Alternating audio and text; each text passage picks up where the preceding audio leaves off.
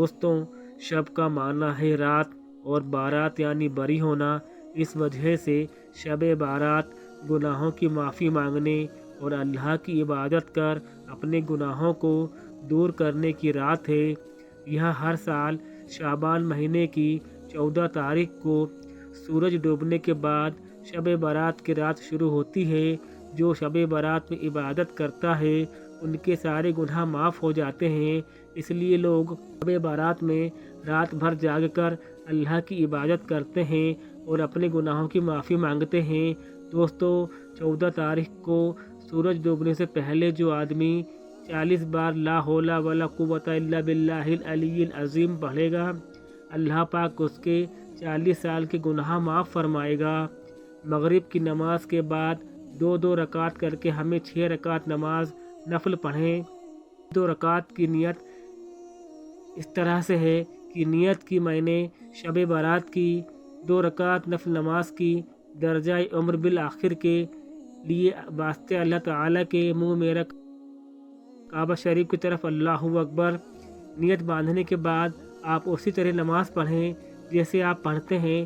2 رکعت نماز پڑھنے کے بعد آپ بیٹھ کر 21 مرتبہ سورہ اخلاص اور 1 بار یاسین شریف کی تلاوت کریں۔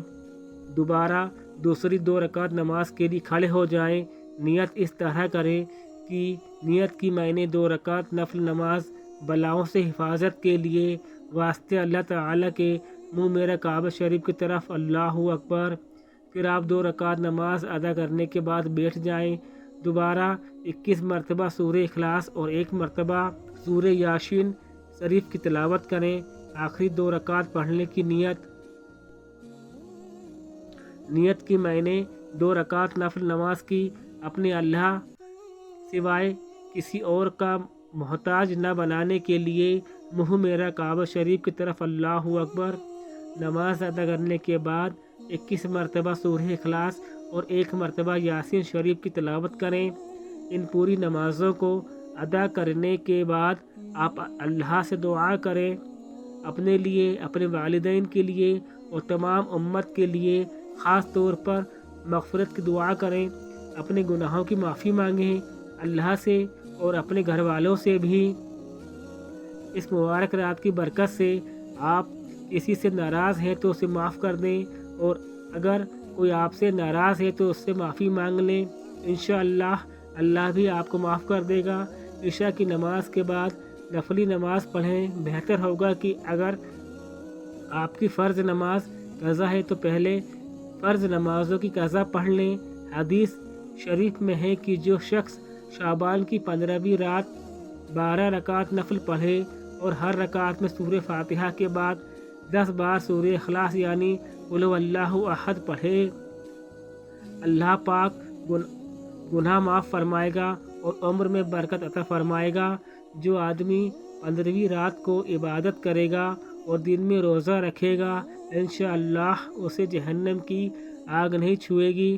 حضرت انس رضی اللہ تعالی عنہ سے روایت ہے کہ جو آدمی 15ویں شعبان کو روزہ رکھے گا، اللہ پاک اس کی جہنم کی آگ حرام کر دے گا۔ اور رات میں دوستوں خوب کلام پاک پڑھیں، درود شریف پڑھیں، صدقہ خیرات کریں اور بھی دوسرے وظیفے پڑھیں اور اپنے اللہ سے اپنے گناہوں کی معافی مانگیں اور اللہم انک عفو تحب العفو فاعف عنی خوب پڑھیں۔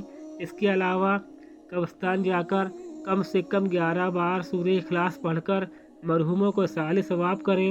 اس کے علاوہ جتنا پڑھ سکتے ہیں اتنا قرآن شریف پڑھ کر مرحوموں کو اصال ثواب کریں، اور یاد رکھیں کہ قبرستان کے اندر اگربتی یا موم بتی نہ جلائیں۔ اللہ ہم سب کو شب بارات میں خوب عبادت اور تلاوت کرنے کی توفیق عطا فرمائے، آمین۔